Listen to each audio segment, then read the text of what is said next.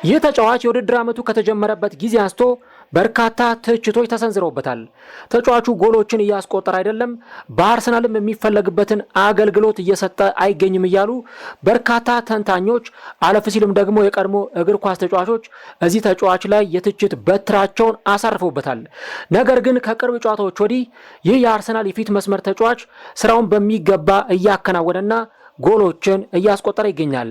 ኢንተር ሚላን፣ ቼልሲ፣ ሊድስ ዩናይትድ በቅርብ ጎል ያስቆጠረባቸው ጨዋታዎች ሲሆኑ በዚህ የቶተንሃም ስፐርስ የሰሜን ለንደን ደርቢ ጨዋታ ላይ ደግሞ 2 ጎሎችን በማስቆጠርና በጨዋታው ላይ ድንቅ ብቃትን በማሳየት የጨዋታው ማን ኦፍ ዘ ማች ወይም ኮከብ ተብሎ ተመርጧል። እያወራን የምንገኘው ስለ አርሰናሉ የፊት መስመር ተጫዋች ስለ ተወዳጅ አጥቂያቸው ቪክተር ዮኬሬስ ነው። ይህ የሰሜን ለንደን ደርቢ ጨዋታ የዚህ ተጫዋች ነበር ማለት ይቻላል። በዚህ ጨዋታ ላይ ከኤበሬቺ ኤዜ ጋር እጅግ በጣም ደማቅ ምሽትን ማሳለፍ ችሏል። በዚህ ጨዋታ ላይ ቪክተር ዮኬሬስ ምን አይነት አስገራሚ ብቃትን ነበረ ማሳየት የቻለው? በቅርብ ጨዋታዎች ላይ ተጫዋቹ ወደ ጎል አስቆጣሪነቱ የተመለሰባቸው ምክንያቶችስ ምንድናቸው? ከዚህ በኋላስ በሚመጡት ጨዋታዎች ላይ በወጥነት ጎሎችን እያስቆጠረ ይቀጥላል ወይ? እነዚህንና ሌሎች ጉዳዮችን እስከ ቪዲዮ መጨረሻ ድረስ ከኛ ጋር አብራችሁ ከቆያችሁ የምንነግራችሁ ይሆናል። ሰላም ጤና ይስጥልን። የተወደዳችሁና የተከበራችሁ ውድ የቻናላችን ተከታታዮች እንዴት ናችሁልን? እግዚአብሔር ይመስገን እኔ በጣም ደህና ነኝ። የምትገኙት አራዳ ሜዳ ኦፊሻል ዩቲዩብ ገጻችን ላይ ነው። ዘንድሮ እግዚአብሔር ቢፈቅድ 100,000 ሰብስክራይበር የመግባት እቅድ ይዘን እየሰራ እንገኛለን።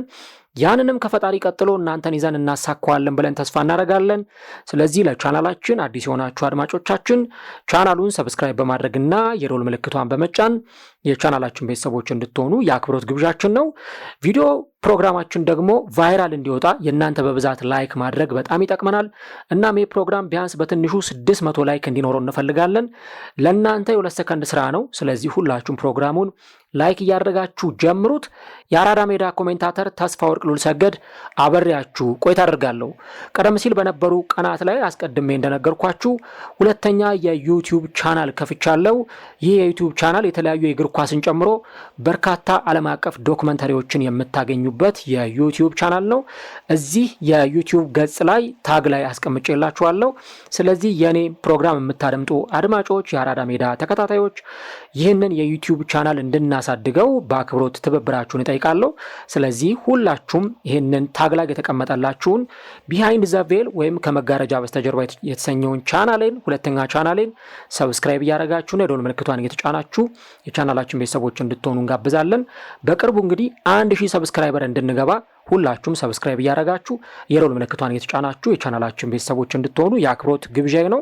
ሁላችሁም ደግሞ ይህንን ቃሌን ሰምታችሁ ሰብስክራይብ እያደረጋችሁ እንዲሁ ደግሞ ብዙ ቤተሰብ እንዲያፈራ እያደረጋችሁ ስለሆነ በእውነት እጅግ አድርጌ ከልብ አመሰግናለሁ።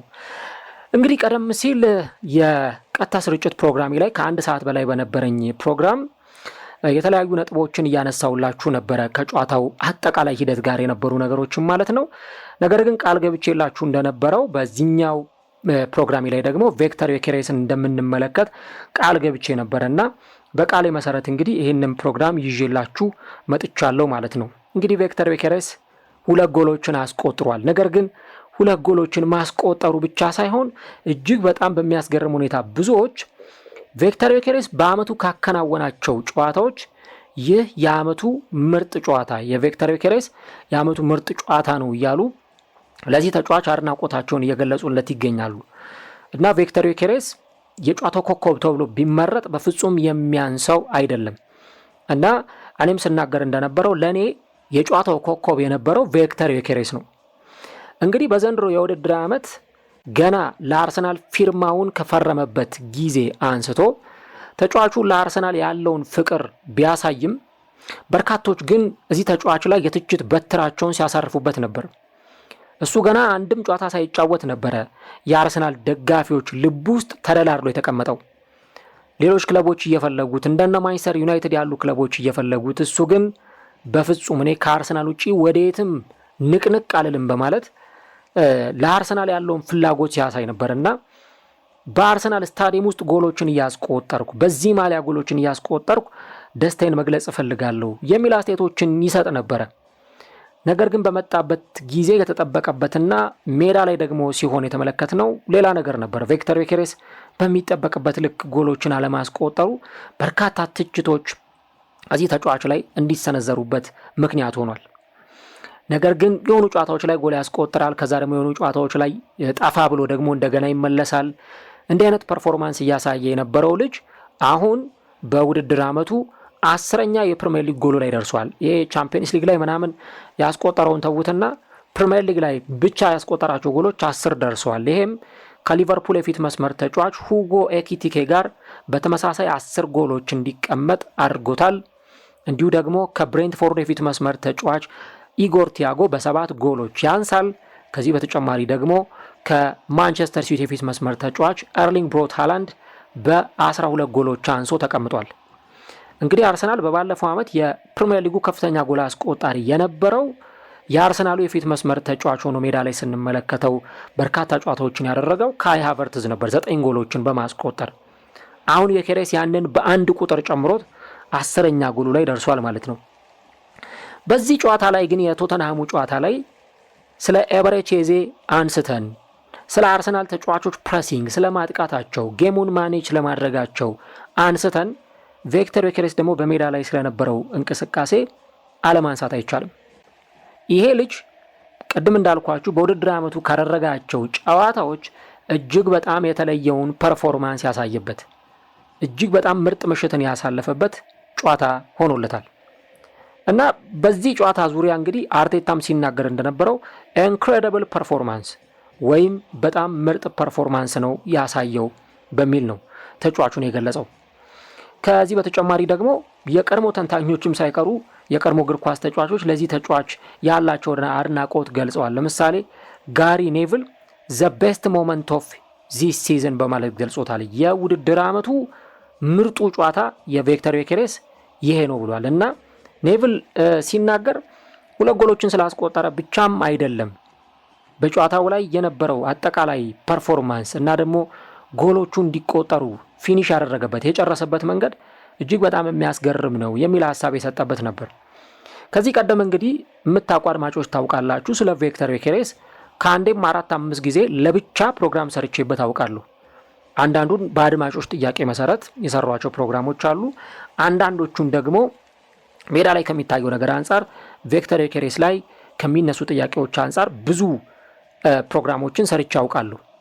ግን በእነዚህ ፕሮግራሞች ወቅት አብዛኞቹን ከተመለከታችሁ ወይም ደግሞ ካስታወሳችሁ ቪክተር ዮኬሬስ ጊዜ ሊሰጠው ይገባል፣ በቡድኑ ያለው ስትራክቸር፣ በአጠቃላይ የሜዳ ላይ እንቅስቃሴው እና ደግሞ ከሌሎች የቡድን ጓደኞቹ ዴሊቨሪ የሚያገኝ ተጫዋች ባለመሆኑ ምክንያት ነው ይሄ ልጅ ጎል ማስቆጠር ያልቻለው የሚሉ ነጥቦችን እያነሳው ነበር እና እንዲህ አይነት ዴሊቨሪዎች በተሰጡት ቁጥር ተጫዋቹ ምን ማድረግ እንደሚችል፣ ተጫዋቹ ምን አይነት አስተዋጽኦን ማበርከት እንደሚችል በደንብ ብዙ ነገሮች ማሳየት ይቻላል። ለምሳሌ ቪክተር ዮኬሬስ በዚህ የቶተንሃም ስፐርስ ጨዋታ ላይ የጨዋታው ኮከብ ተብሎ ሲመረጥ ካስቆጠራቸው ጎሎች በተጨማሪ በጨዋታው ላይ የነበረው ፐርፎርማንስ ድንቅ ነበር ስንል ቁጥራዊ መረጃዎች ምን ይነግሩናል? ቁጥራዊ መረጃዎች ስለዚህ የጨዋታ ምሽት ምን አይነት የቪክተር ዮኬሬስን እንቅስቃሴ ያሳያሉ የሚለውን ነገር ከተመለከትን ለምሳሌ በጨዋታው ላይ በነካቸው ኳሶች መጠን ከተመለከታችሁ እስካሁን ድረስ በአርሰናል ካደረጋቸው ጨዋታዎች ብዙ ኳሶችን የነካው በዚህ ጨዋታ ላይ ነው። ኖቲንጋም ፎረስት እንዲሁ ደግሞ ሊድስ ዩናይትድ ከሊድስ ዩናይትድ ጋር በደርሶ መልስ በተደረጉ ጨዋታዎች በእነዚህ 3 ጨዋታዎች ከሊድስ ዩናይትድ ጋር በደርሶ መልስና ከኖቲንጋም ፎረስት ጋር ደግሞ በተደረገ ሌላ ጨዋታ ቪክተር ዮኬሬስ 24 ኳሶችን ነው ነክቶ የወጣው። ከክሪስታል ፓላስ ጋር 27፣ ከዌስትሃም ጋር 28፣ ከብሬንትፎርድ ጋር 29፣ ከኒውካስል ዩናይትድ ጋር 32 ኳሶችን የነካ ሲሆን በዚህኛው የቶተንሃም ስፐርስ ጨዋታ ግን 42 ኳሶችን ነው ቪክተር ዮኬሬስ መንካት የቻሉ። እንግዲህ ተጫዋቾች ምን ያክል ኳሶችን ነክተዋል የሚለውን ነገር ስንመለከት ተጫዋቾች ምን አይነት ፐርፎርማንስ አሳይተዋል የሚለው ነገር እንደ አንድ ማሳያ ሆኖ የሚታይ ጉዳይ ይሆናል። በዚህ ጨዋታ እንግዲህ አርሰናል ለማሸነፉ ምክንያት የማሸነፉ ቁልፍ ከሆኑ ጉዳዮች መካከል አንዱ የቪክተር ዮኬሬስ እጅግ በጣም የሚያስገርም ፐርፎርማንስ ማሳየቱ ነው። እንግዲህ በመጀመሪያው አጋማሽ አርሰናል 1 ጎል አስቆጥሮ ጨዋታውን 1-0 እየመራ ከወጣ በኋላ በሁለተኛው አጋማሽ አርሰናል ኤርሊ 47ኛው ደቂቃ ላይ ጎል ሲያስቆጥር ያቺ ጎል ቅድም በነበረኝ የላይቭ ፕሮግራም ላይ እንደነገርኳችሁ የጨዋታው ተርኒንግ ፖይንት ወይም ደግሞ የጌሙ ተርኒንግ ፖይንት የነበረች ጎል ነበረች። አርሰናል እርሊ ጎል ስላስቆጠረ ቶተንሃሞች ደግሞ ወደ ፕላን ቢያቸው ለመዞር ተገደዱ። ከፍተው መጫወት ጀመሩ። አርሰናል እንደ ልቡ ፕሬዠር እያሳደረ መጫወት ጀመረ። በጨዋታው ላይ የሚፈልጋቸውን ተጨማሪ ጎሎች አስቆጥሮ የሚፈልገውን 3 ነጥብ ይዞ ወጥቷል ማለት ነው። ለምሳሌ ሁለተኛውን ጎል ያስቆጠረበትን ሁኔታ ብትመለከቱት አጥቂዎቹ ሁልጊዜም ፈርስት ተቻቸው ነው በቃ የማጥቃት ስራቸውን የሚወስንላቸው። አንድ አጥቂ ምርጥ አጥቂ ነው ብለን ልንጠቅሰው የምንችለው ፈርስተቹ ምን አይነት ነው፣ ፈርስተቹ ጥሩ ነው አይደለም፣ ፈርስተቹ ለጎሉ ምን አይነት አስተዋጽኦ አለው የሚለው ነገር እጅግ በጣም መሰረታዊ ነገር ይሆናል። ቲምበር ያንን ኳስ ካቀበለው በኋላ ቪክተር ዮኬሬስ እንዴት ነበረ ያንን ኳስ ኮንትሮል ያደረገው? ያንን ልብ ብላችኋል? ቲምበር ኳሱን አቀበለው። ቲምበር ያንን ኳስ ካቀበለው በኋላ በቀኝ እግሩ ኳሱን አረጋጋት። በቀኝ እግሩ ኳሱን እንደሚመቸው አድርጎ አስተካከላት። ከኤዜ ጋር አንድ ተጫዋች ሲፋለም ነበረ፣ ኤዜ ኳሱን ማግኘት የሚችልበት እድል ስለነበረው። ነገር ግን ቪክተር ዮኬሬስ ከሳጥን ውጪ ጠርዝ ላይ ያችን ኳስ ካገኘ በኋላ ዲዋ ውስጥ ቀጥታ ነው ሮኬት የሆነ ሹት ተኩሶ ያችን ኳስ ወደ ጎልነት የቀየራት። እንግዲህ በአርሰናል ቤት እስካሁን ያስቆጠራቸውን ጎሎች ታስታውሳላችሁ። ምናልባት ሊድስ ዩናይትድ ላይ ያስቆጠራት ጎል አንዷ በጣም አሪፍ የምትባል ጎል ልትሆን ትችላለች፣ ኤምሬትስ ላይ። እንዲሁ ደግሞ ኢንተር ሚላን ላይ ያስቆጠራትም ጎል እጅግ በጣም ውብና ማራኪ ጎል ነች።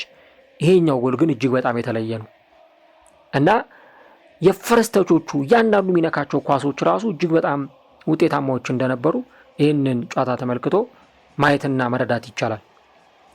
ለምሳሌ በመጀመሪያው አጋማሽ አንድ በጣም ቆንጆ ኳስ ሞክሮ ነበረ። በግራው መስመር ላይ ኳስ ይዞ ገብቶ ድራጉሲን ይመስለኛል ባለሳሳት ተጫዋቹን ቀንሶ ኤፌ የነበረ ኳሷን ከርላ ዙሮ የመታትና ወደ ጎልነት ለመቀየር ተቃርቦ የነበረው ያ ኳስ ሳይጠቀምበት ቀረ እንጂ እና ያ የመጀመሪያው አጋማሽ ላይ ሲያደርግ የነበረው እንቅስቃሴ ለቶተንሃሞች እንደ ማስጠንቀቂያ ደውል የሚታይ ነበር። ያንን ኳስ በደንብ በተጠንቀቅ እነሱም ሲጀመር መጠበቅ አልቻሉም። ኳሷ ለጥቂት ነው ከርል ተደርጋ ያወጣችሁ እና አርሰናል ሁለተኛውን ጎል ሲያስቆጥር ተጫዋቹ የቆመበት ፖዚሽኒንግ አጠገቡ ማንም እሱን ኮንትሮል ለማድረግ ወይ ደግሞ እሱን ለመቆጣጠር የቻለ ተጫዋች አልነበረም እና ጎሉን በጣም በጥሩ ሁኔታ አስቆጥሮታል። ዘንድሮ ቪክተር ዮኬሬስ ሁለት ጎሎችን ሲያስቆጥር ይሄ መጀመሪያ ጊዜው አይደለም። ለምሳሌ አትሌቲኮ ማድሪድ ላይ በቻምፒየንስ ሊግ 2 ጎል አስቆጥሯል። ሊድስ ዩናይትድ ላይ አርሰናል 5-0 ሲያሸንፍ 2 ጎል አስቆጥሯል። አሁንም በዚህ ጨዋታ ላይ ደግሞ በተመሳሳይ ቪክተር ዮኬሬስ 2 ጎሎችን ሲያስቆጥር ተመልክተናል ማለት ነው እና በዚህ ጨዋታም ዙሪያ ራሱ ቪክተር ዮኬሬስ ጨዋታው ከተጠናቀቀ በኋላ ከስካይ ስፖርት ጋር በነበረው ቆይታ በተለይ ደግሞ ከኤበሬቺ ኤዜ ጋር ስለነበራቸው ኮምቢኔሽን ስለ ጥምረቱ አንዳንድ ጥያቄዎች ሲቀርቡለት እሱም ማስተያየቱን ሲሰጥ እንዲህ አይነት ነገሮችን የተወሰኑ ልምምዶችን እናከናውን ነበር በልምድ ሜዳ ላይ የሚል ሀሳብ ነበር የሰጠው። ለምሳሌ በመሃል ሜዳው ላይ ኤበሬቺ ኤዜ በጣም ጥሩ የሆነ የክሬቲቪቲ አቅሙን ሲያሳይ ቪክተር ዮኬሬስ ደግሞ ከፊት ለፊት ከተከላካዮች ጀርባ በመሮጥ እነዛን ስፔሶች እንዳገኘ ያንን እንቅስቃሴ እያደረገ በደንብ በኮምቢኔሽን ሲናበቡ የነበረበትን ሂደት ተመልክተናል። ኤበሬቺ ኤዜ ሶስተኛውን ጎል ሲያስቆጥር ራሱ ኤበሬቺ ኤዜ ያንን ኳስ ካስጣለ በኋላ ቪክተር ዮኬሬስ ጋር ኳሱ ሲደርስ ዮኬሬስ ደግሞ ወዲያውኑ ነበር ኳሱን የለቀቀው። ዮኬሬስ ያንን ኳስ አቀበለ። እነ ሳካ እነ ኤዜ እነዚህ 3 ተጫዋቾች ናቸው እንግዲህ ሶስተኛው ጎል ሲቆጠር በጣም በጥሩ ሁኔታ ተናቦ የነበረው ዮኬሬስ፣ ኤዜ እና ሳካ። የእነዚህ 3 ተጫዋቾች መናበብ ነው አርሰናል በጨዋታው ላይ ሌላ ጎል ደግሞ እንዲያስቆጥር ምክንያት የሆኑ እና ቪክተር ዮኬሬስ በደንብ ወደ መሃልም እየተመለሰ ሲጫወት ነበረ። ወደ ኋላ ሳብ እያለ እንቅስቃሴዎችን ሲያረግ ተመልክተናል እና ምናልባት ደግሞ የቪክተር ዮኬሬስ እንቅስቃሴ ጥሩ ባይሆን ኖሮ ኤበሬቺ ኤዜ በዚህ ጨዋታ ላይ ምርጥ ላይሆን የሚችልበት እድል እንዳለ ማንሳት ያስፈልጋል። ምክንያቱም ዮኬሬስ ወደ ኋላ እየተመለሰ የኤበሬቺ ኤዜ እንቅስቃሴዎችን ሲደግፍ ስለነበረ የኤበሬቺ ኤዜ እንቅስቃሴዎች በጣም የተሻሉ እንዲሆኑ ቪክተር ዮኬሬስ በጣም ምርጥ አስተዋጽኦ ሲያበረክት ሜዳ ላይ ተመልክተናል እና ራሱ ኤበሬቺ ኤዜ እንደውም ጨዋታው ካለቀ በኋላ ቪክተር ዮኬሬስ በጣም ጥሩ ነገር ነው የሰራው፣ እና የእርሱን ወርክ ኢቲክስ ታታሪነቱን በደንብ መመልከት ትችላላችሁ ብሎ ነበረ ከስካይ ስፖርት ጋር በነበረው ቆይታ ኤበሬቺዜ የተናገረው። እና ቡድኑን የረዳበትን መንገድ መመልከት ትችላላችሁ። ጎሎችን ስላስቆጠረ ብቻ አይደለም፣ ነገር ግን ደግሞ ኢፈርቱን ሜዳ ላይ የነበረውን ሚና እና ደግሞ ቤስት ፖዚሽኖች ላይ ነበረ ሲጫወት የነበረው እና ደግሞ 2 ጎል ማስቆጠር ይገባዋል የሚል ሀሳብ ሰጥቷል ኤበሬቺዜ። እና እንግዲህ ይህ ተጫዋች አሁን በአርሰናል ቤት ከእንዲህ አይነት ጨዋታዎች ጋር ጎሎች ከማስቆጠር ጋር በደንብ ስሙ እየተያያዘ ሲመጣ አንድ በጣም በግልጽ የሚነግረን ምልክት አለ። ቪክተር ዮኬሬስ በሚገባው መጠን እነዛን ዴሊቨሪዎች የሚያገኝ ከሆነ በሚገባው መጠን እነዛን ኳሶች ማግኘት የሚችል ከሆነ ለአርሰናል በጣም በሚያስፈልገው ሰዓት ሁሉ ጎል እያስቆጠረ አርሰናልን አሸናፊ ማድረግ እንደሚችል ይሄኛው ጨዋታ ብቻ አይደለም፣ ከዚህ በፊትም የነበሩት ጨዋታዎች በደንብ በግልጽ የሚያሳዩ ናቸው። እኔ አሁንም ሁልጊዜም እየደጋገምኩ የምናገረው ዴሊቨሪ በቃ የግብ አስተዋጽኦ መፍጠር፣ የግብ ዕድሎችን ለዚህ ተጫዋች በደንብ ክሬት ማድረግ፣ እነዛን ነገሮች ማድረግ እስከቻሉ ድረስ ተጫዋቹ በደንብ ሜዳ ላይ ትልቅ ኢፈርት መስጠት የሚችል ተጫዋች ነው እና ለምሳሌ ከቦርንመዝ ጋር በተደረገው ጨዋታ ላይ አርሰናል ያንን ጨዋታ ሲያሸንፍ ሌሎች አይነት ደግሞ ጥሩ ሀሳቦች ስለ ቪክተር ዮኬሬስ ሲሰጡ ነበር። አሁን ኤበሬቺዜ ስለሱ ጥሩ ነገር ሲናገር ይሄ መጀመሪያ ጊዜ አይደለም። አርሰናል ቦርንመዝን ወደ ቫይታሊቲ አቅንቶ ባሸነፈበት የ3-2 ጨዋታ ላይ ዴክላን ራይስ እንደዚሁ ይሄ ተጫዋች እጅግ በጣም አስገራሚ ብቃቱን ሜዳ ላይ ማሳየቱን ሲናገር ነበር እና እንደውም ምንድን ያለው የመጀመሪያ ጎሌን ሳስቆጥር በዛ በቦርንመዝ ጨዋታ ላይ የጋብሪኤል ማርቲኔሊ እንቅስቃሴዎች እንዳሉ ቢሆንም ነገር ግን ደግሞ ያ ፒቮታል ሞመንት እጅግ በጣም የተለየ እንደነበረ ማንሳት እፈልጋለሁ የሚል ሀሳብ ነበር የሰጠው እና የተጫዋቹ እያንዳንዱ እንቅስቃሴዎች ለሌሎቹም ተጫዋቾች ጎል ማስቆጠር እጅግ በጣም ጠቃሚ መሆኑን እንመለከታለን። ኢንተር ሚላን ላይ ምን አይነት እንቅስቃሴ እንዳደረገ ተመልክታችኋል። ተቀይሮ ገብቶ በዛች ጥቂት ደቂቃ ውስጥ ከዚህ በተጨማሪ በቼልሲው የካራባኦ ካፕ ጨዋታ ላይ የሳንቼዝን ስህተት የተጠቀመበት መንገድ እጅግ በጣም የተዋጣለት ነበር። አሁን የቪክተር ዮኬሬስ ጠቀሜታ ምንድን ነው? በተለይ ደግሞ እዚህ ቶተንሃም ጨዋታ ላይ ካሳየው ነገር በመነሳት ስንመለከት ተጫዋቹ የብዙ የፕሪሚየር ሊግ ክለቦች ተከላካዮችን ቀልብ መሳብ ይችላል። ግዙፍ ተጫዋች ነው። እሱን ኮንትሮል ለማድረግ በርካታ ተጫዋቾች ሊከቡት ይችላሉ እና እሱ በተያዘ ቁጥር እሱ ሌሎች ተጫዋቾች ማርክ ባደረጉት ቁጥር ለነ ሳካ፣ ለነ ማርቲኔሊ፣ ራይስ፣ ኤዜ ለመሳሰሉ ተጫዋቾች ለነ ትሮሳርድ በደንብ ስፔሶችን መክፈት ይችላል ማለት ነው እና ተጫዋቹ በምን ያክል ስፔሶች ደግሞ እየተጫወተ ነው የሚለውን ነገር ስትመለከቱ እጅግ በጣም አስገራሚ መሆኑን ደግሞ ትመለከታላችሁ እና የሚያገኛቸው ስፔሶች እጅግ በጣም ጠባብ ናቸው። የሚያገኛቸው ስፔሶች እጅግ በጣም ታይት የሚባሉ አንግሎች ናቸው። ለምን? ተጫዋቹ ማርክ ይደረጋል። ተጫዋቹን በርካታ ተጫዋቾች ኮንትሮል ያደርጉታል። ታዲያ እዚህ ሰዓት ላይ ነው እንግዲህ ቪክተር ዮኬሬስ ማርክ በሚደረግበት ጊዜ ሌሎቹ ተጫዋቾች ኳስ እንኳን ባይሰጡት፣ ሌሎቹ ተጫዋቾች በሚፈለግባቸው ረገድ እንኳን ለዚህ ተጫዋች የሚያስፈልገውን ዴሊቨሪ ባይሰጡት፣ እነሱ ግን ስፔሶችን ማግኘት ይችላሉ። ኤበሬቺዜ በዚህ በቶተንሃም ስፐርሱ ጨዋታ ላይ አንድ በጣም ጥሩ እንዲሆን ተጫዋቹን ያገዘው ነገር ምንድን ነው የሚለውን ነገር ካነሳን የቪክተር ዮኬሬስ በደንብ ሙቭመንቶቹ የተሳለጡ ነበሩ። ቪክተር ዮኬሬስ ወደ ኋላ እየተሳበ ይጫወት ነበረ፣ ወደ ፊት እየሄደ ይጫወት ነበረ፣ ወደ መስመሮች ሲወጣም ጭምር ተመልክተናል። እንቅስቃሴዎቹ እጅግ በጣም የተለዩ ነበሩ። ዘንድሮ ደግሞ እያስመዘገበ ካለው ቁጥር አንጻር ደግሞ ስትመለከቱት ከሌሎች የፊት መስመር ተጫዋቾችን በላይ በጠባብ ስፔሶች ውስጥ በመጫወት ወይ ደግሞ በጠባብ ስፔሶች ውስጥ በእነዚህ ቦታዎች ላይ ጥሩ የጎል ኮንትሪቢዩሽን ለማድረግ ጥረት የሚያደርግ ተጫዋች መሆኑን እንመለከታለን። በጣም ጥቂት የሚባሉ ስፔሶች የሚያገኝ ተጫዋች ነው እና በዚህም ደግሞ በፕሪሚየር ሊጉ አንደኛ ደረጃ ላይ ተቀምጧል። 3.5 ሜትር ብቻ ነው ስፔስ የሚያገኘው በተከላካዮች ማርክ ከመደረጉ የተነሳ 3.5 ሜትር ብቻ ነው በዲስታንስ ተከላካዮች ለዚህ ተጫዋች ስፔስ ሊሰጡት የሚችለው። ይህ አስቡት ምን ያክል በጣም ከባድ እንደሆነ። በፕሪሚየር ሊጉ ቪክተር ዮኬሬስ ምን ያክል ማርክ እንደሚደረግ በደንብ ማሳያ መሆን ይችላል። የቼልሲው ተጫዋች ሊያም ዴላፕ 3.7፣ ሮድሪጎ ሚዩኒዝ 3.9፣ ቤቶ 4 ሜትር፣ ብሪያን ብሮቢ 4.2። እንግዲህ ከነዚህ አጥቂዎችን በጣም ባነሰ ሁኔታ ነው ቪክተር ዮኬሬስ ጠባብ የሆኑ ስፔሶችን የሚያገኘው ማለት ነው። እና ተጫዋቹ ገና ፔናልቲ ቦክስ ውስጥ እንዳለ ሲታወቅ በከፍተኛ ሁኔታ ተጫዋቹን ማርክ ማድረጋቸው፣ ተጫዋቹን መያዛቸው አይቀርም።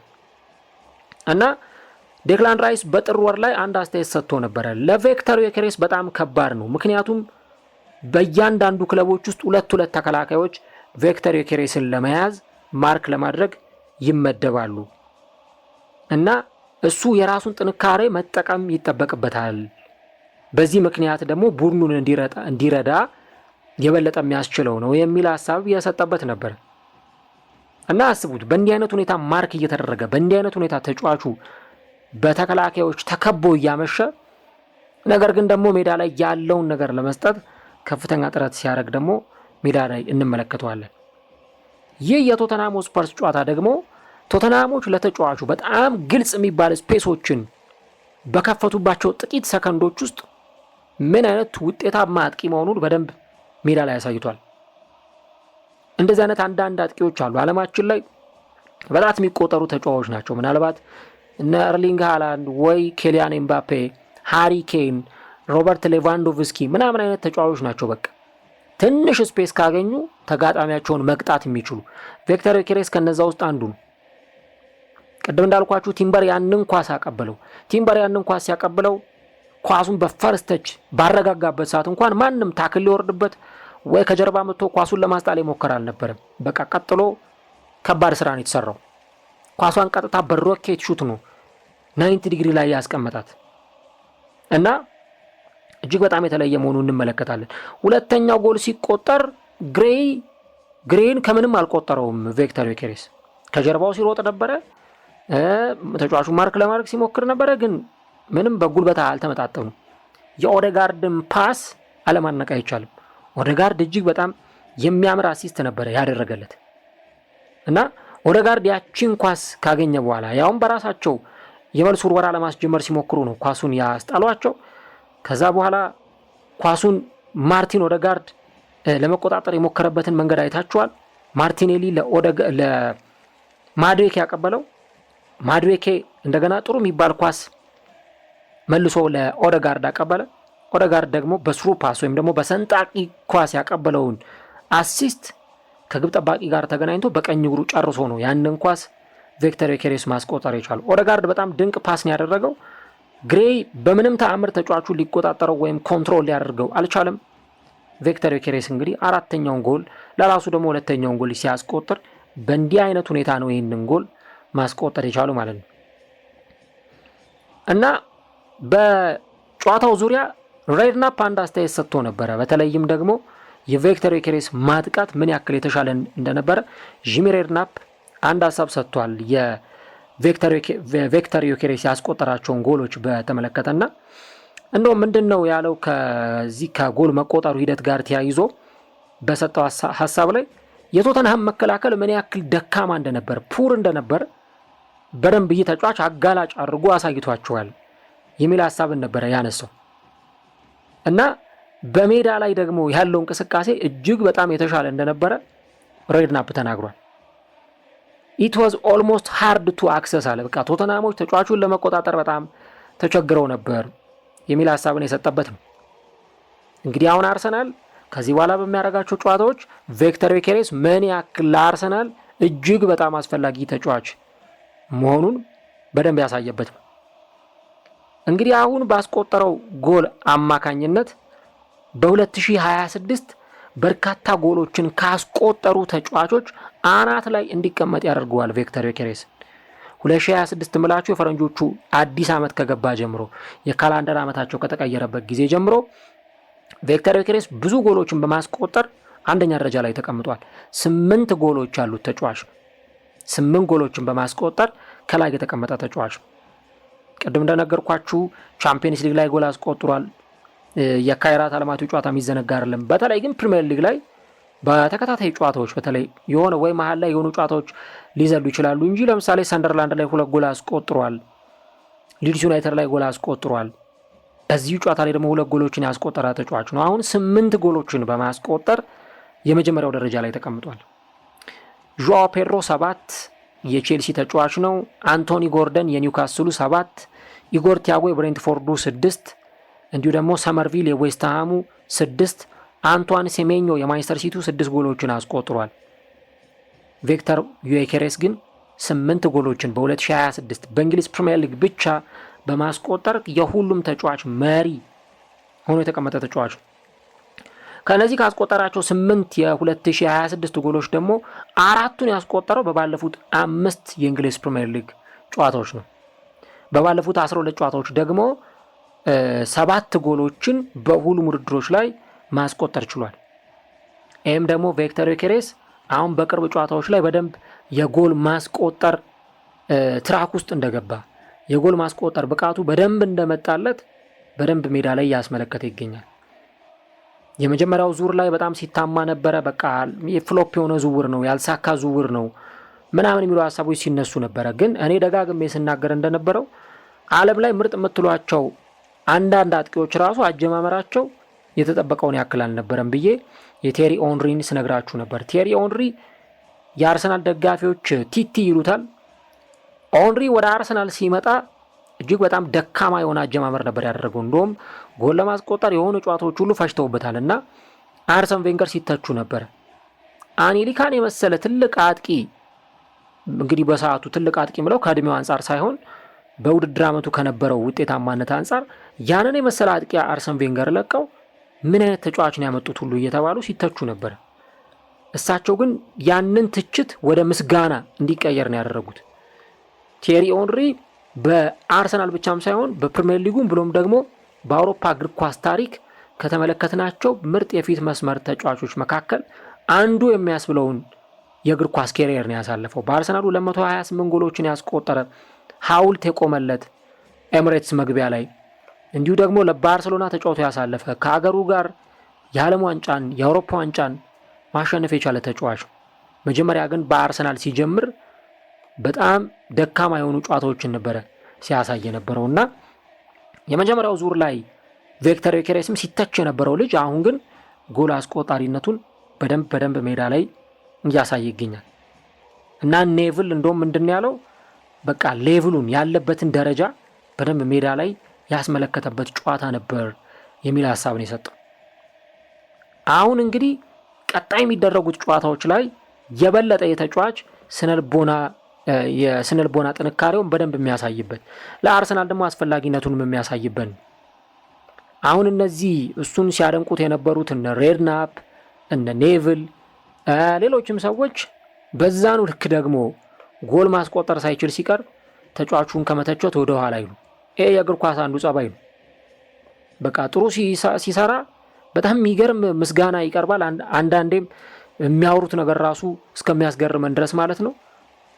ደግሞ በዛው ልክ ጥሩ ፐርፎርማንስ ካላሳየ ትችቱም የጠነከረና አንዳንዴ ከሚገባውና ከአቅም በላይ ሆኖ እንመለከተዋለን እና አሁን ቪክተር ዩኬሬስም በእነዚህ ጨዋታዎች ላይ ባሳየው ድንቅ ፐርፎርማንስ መነሻነት የቶተናሙን ጨዋታ ይሄኛው ጨዋታ በጣም ለየት ያለ ስፔሻል ጨዋታ መሆኑን እናነሳለን እንጂ ሌሎች ጨዋታዎች ላይ ደግሞ ተጫዋቹ እያሳየ በሚገኘው ነገር ብዙ አይነት ሀሳቦች ሊሰጡ ይችላሉ።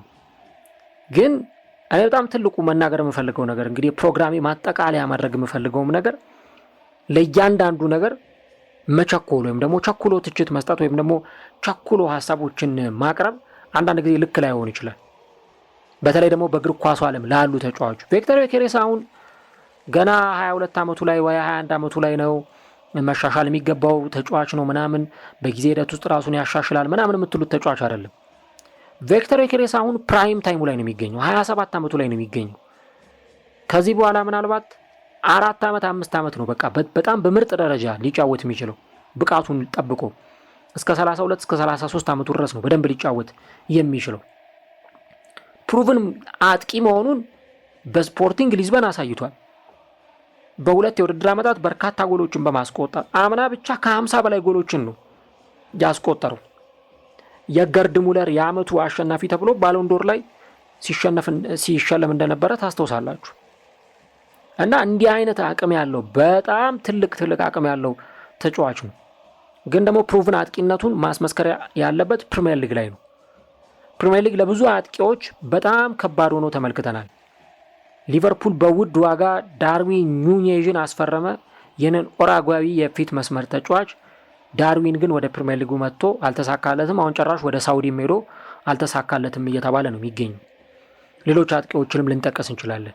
ግን እሱ ወደ አርሰናል ሲመጣ አንድ የሚነሳው ነገር ብዙ አይነት ለውጦች ሊኖሩ ይችላሉ። የአጨዋወት ለውጥ፣ የጌሙን አዳብት ማድረግ ይኖርበታል። ለፕሪሚየር ሊጉ አዲስ ነው። ቡድኑን አዳብት ማድረግ ይኖርበታል። ከቡድኑ ጋር በደንብ ሊንክአፕ መፍጠር መዋሃድ ይጠበቅበታል። ያን ነገር ነው የምናየው። በአርሰናል በየሳምንቱ ጎል የሚያስቆጥር ተጫዋች ከተመለከትን በጣም ቆየት ብለናል። ምናልባት በቅርቡ ፒየር-ኤመሪክ ኦባሜያንግን ልናስታውስ እንችላለን። በአንድ ሲዝን ከ20 በላይ ጎል ያስቆጠረ የፊት መስመር ተጫዋች ባለሳሳት 22 ጎሎችን አስቆጥሮ ይመስለኛል ከሞሳላህ እና ከሴዲዮ ማኔ ጋር የወርቅ ጫማውን ሲያሸንፍ የተመለከት ነው። ከዛ በፊት ደግሞ አሌክሲስ ሳንቼዝን ልናነሳ እንችላለን። እሱም ፒውር የ9 ቁጥር ተጫዋች አይደለም። አሌክሲስ የመስመር አጥቂ ነው። የቺሊ ብሔራዊ ቡድንና የቀድሞ የአርሰናል ተጫዋች ማለት ነው።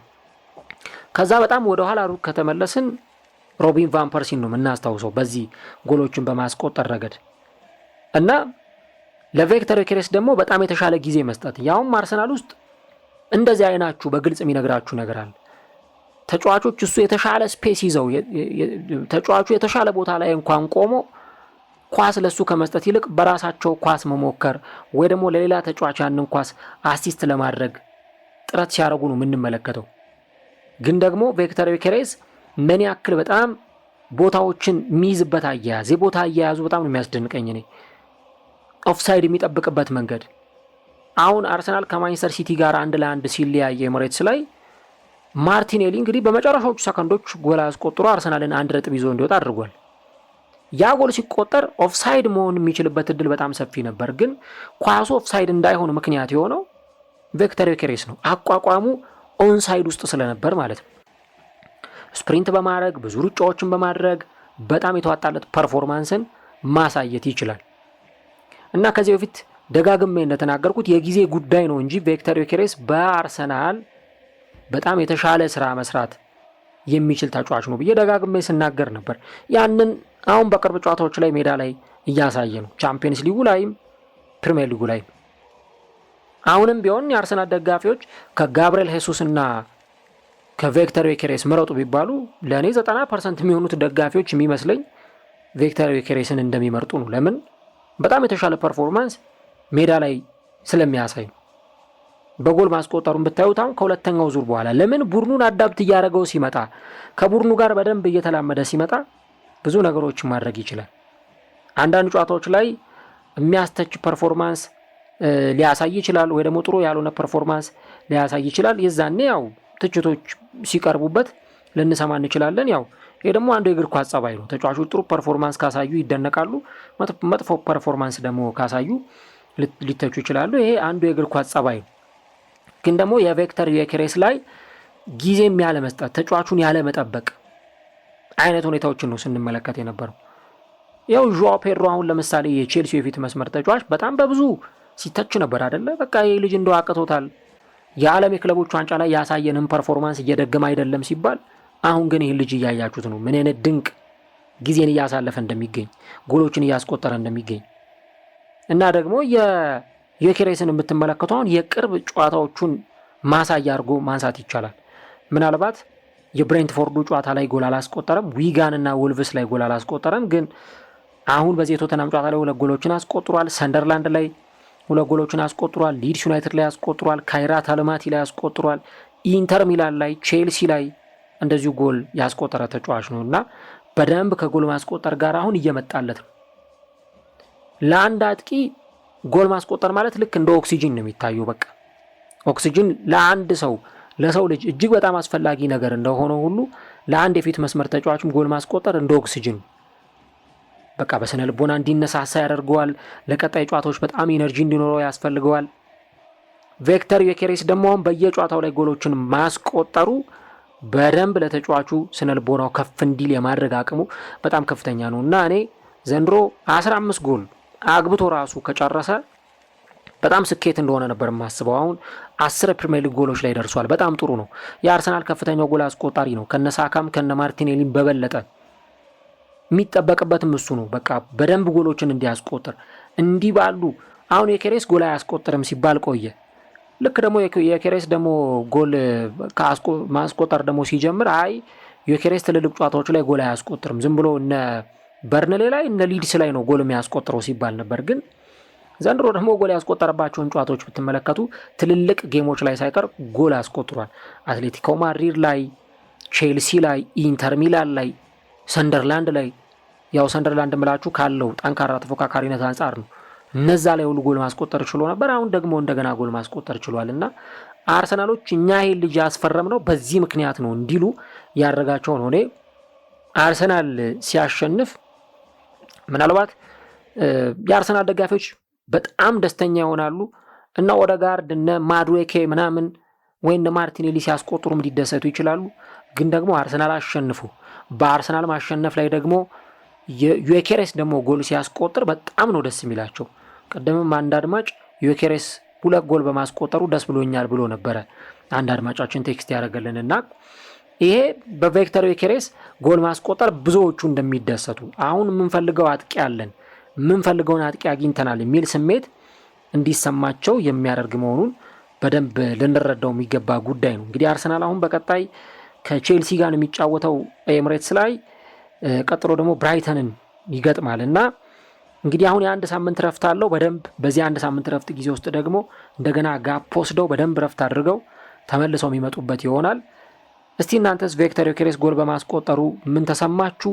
እና ተጫዋቹ ምናልባት ከዚህ በኋላ ምን ያክል ጎሎችን አስቆጥሮ በፕሪሚየር ሊጉ የቻምፒየንስ ሊጉን ወይ ደግሞ ሌሎቹን እንተውና የቻምፒየንስ ሊግ አሊያም ደግሞ የኤፍኤ ካፕ እና የካራቦ ካፑን ፕሪሚየር ሊግ ላይ ብቻ አሁን 10 ጎሎች ላይ ደርሷል። ስንት ጎሎችን አስቆጥሮ ሊጨርስ ይችላል? 20 ጎልስ ደርሶ ያጠናቃሉ? እኔ 20 ጎል ደርሶ ከጨረሰ በጣም በቃ የተለየ ነው። ቪክተር በ20 ጎል ከጨረሰ በጣም የተለየ እንደሆነ ይሰማኛልና ስንት ጎል ደርሶ ያጠናቃል? ኮሜንት ላይ የገባችሁ ሀሳቦቻችሁን ልታስቀምጡልን ትችላላችሁ። ለማንኛውም እንግዲህ በዚህ ምሽት 2 ጎሎችን አስቆጥሮ የጨዋታው ማን ኦፍ ዘ ማች ኮከብ ተብሎ ተሸልሟል ማለት ነው። እንግዲህ ቀደም እንዳልኳችሁ አዲሱ ቻናሌን ሰብስክራይብ እያደረጋችሁ የደወል ምልክቷን መጫናችሁን አትርሱ። አራዳ ሜዳ ኦፊሻልንም እንዲሁ ሰብስክራይብ በማድረግ የደወል ምልክቷን በመጫን ቤተሰብ እንድትሆኑ እንጋብዛለን። ዛሬ እንግዲህ ቪክተር ዮኬሬስ አርሰናል ደጋፊዎች እንዲደሰቱ 2 ጎሎችን በማስቆጠር ድንቅ ምሽትን ያሳለፈ ተጫዋች ሆኗል። ቀጣይ በቼልሲ ጨዋታ ላይ ጎል ያስቆጥራል ወይ? እሱን እንግዲህ አብረን የምንመለከተው ጉዳይ ይሆናል።